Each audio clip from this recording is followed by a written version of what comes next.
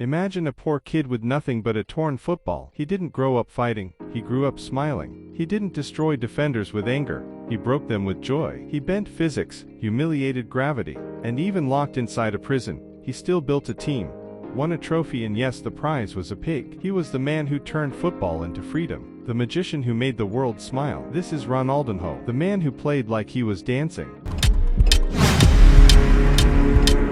In the slums of Porto Alegre, a skinny little boy chased a worn-out football every single day. The ball was torn, but his dreams were not. His father, once a footballer himself, taught him that football wasn't about winning, it was about joy. From the first time Ronaldinho touched a ball, something magical happened. He didn't just kick it, he danced with it. Even teachers noticed the quiet kid in class became a magician on the pitch. When tragedy struck and his father passed away, football became his comfort, his language, his heartbeat. Every muddy field was his stage. Neighbors called him the little wizard, because the ball obeyed him as if under a spell. He wasn't chasing fame, he was chasing happiness. Football, for him, was a dance, a way to escape the pain of life and share light through a smile that would later enchant the entire world. At just 13 years old, Ronaldinho scored 23 goals in a single match. His coach said afterward, "We weren't playing against a boy, we were chasing magic." When young Ronaldinho joined Grêmio, no one imagined that this cheerful kid would soon bend the laws of physics. From his very first touch, defenders looked puzzled. How could someone move like that? His dribbling wasn't performance, it was poetry. He smiled through tackles, laughed off kicks, and turned every move into something original. Reporters began writing that Brazil's next legend had arrived. European scouts circled like hawks. Before leaving for Europe, he said simply, "The ball is my friend. I smile at it, and it smiles back." That friendship would soon rewrite football history. In one early career match, after dribbling past *3 defenders and the goalkeeper *, he backheeled the ball into the net. The rival fans actually stood and applauded the goal. When Ronaldinho landed in Paris to join PSG, the weather was cold, but he brought the sun. Before every match, he'd kneel, touch the grass, close his eyes, and smile, as if forming a secret bond with the field. Teammates at first thought his flashy training tricks were jokes until he repeated them perfectly during real games. He was unpredictable, fearless, and endlessly playful. Sometimes he'd frustrate coaches by partying late, but on game day, he erased every mistake with brilliance. Parisians fell in love. Here was a man who played as if dancing to music only he could hear. During one rainy training session, he balanced the ball on his head and walked with it across half the field without letting it fall. Even the referee stopped to make sure it wasn't a trick of illusion. At the 2002 World Cup, Brazil's lineup was legendary: Ronaldo, Rivaldo, and a smiling newcomer from PSG. No one expected him to change the tournament until that fateful quarter-final against England. It was the 50th minute, a free kick from 40 meters. Everyone expected a cross, but Ronaldinho lobbed the ball impossibly high. It curved, twisted, and dropped perfectly over David Seaman into the net. Silence, then madness. That goal wasn't just a shot, it was a statement. Football can still surprise you.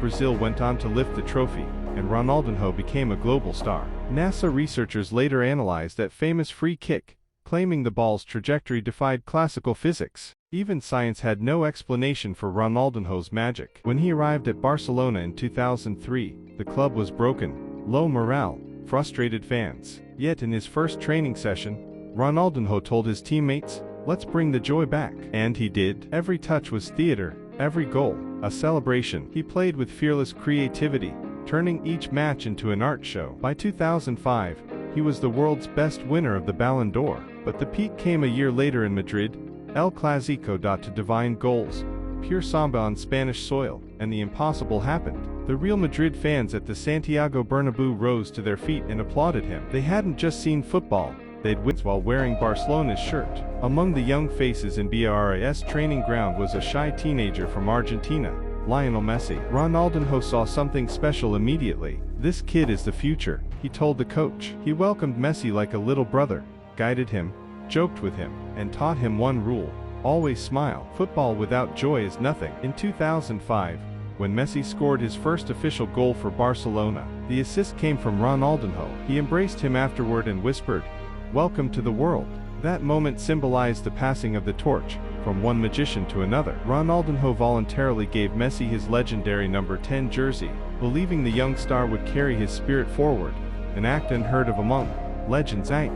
shrinking motivation. His body slowed, but the smile never left. Barcelona, needing discipline, decided to move on. Ronaldinho didn't protest. He left gracefully, still grinning. In Milan, flashes of brilliance remained, but consistency faded. Yet everywhere he went, crowds followed, because even when he was no longer the best, he was still the happiest. Despite declining form, Ronaldinho remained FIFA's most popular footballer worldwide for several years, proof that charisma outlives statistics. When he finally returned to Brazil, fans exploded with joy. Thousands filled stadiums just to welcome him back. At Atlético Mineiro, he found peace. No longer chasing trophies, he played for love. His creativity guided the team to a historic Copa Libertadores victory. He spent every match laughing, assisting, and inspiring younger players. Asked about retirement one day, he chuckled, "I'm still that same kid chasing a ball, my ball just got bigger." In the Libertadores final, he delivered 3 consecutive assists,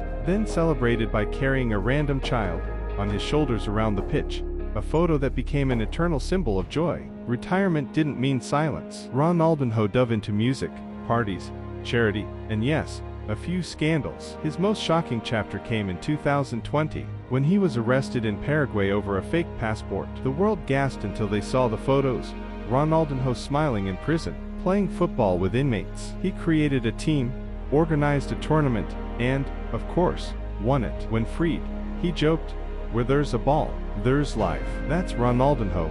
Even behind bars, he made people smile. His prison cup prize, a live pig and a sack of meat, which he cheerfully donated to the kitchen. Today, Ronaldinho doesn't play professionally, but his spirit is everywhere, in every playful dribble, every smile after a goal. He once said, "If football ever loses its joy, I'll stop playing." That's his story in one line. He didn't just win titles, he changed how the world feels football. Now he travels, teaches kids, performs in charity matches, and still flashes that same unstoppable grin. The little boy from Porto Alegre never truly grew up, he just brought his playground to the world stage. In 2024, FIFA listed Ronaldinho among the top 10 most magical players in football history. He didn't just play the game, he redefined it. Next best video coming soon. See you later next video.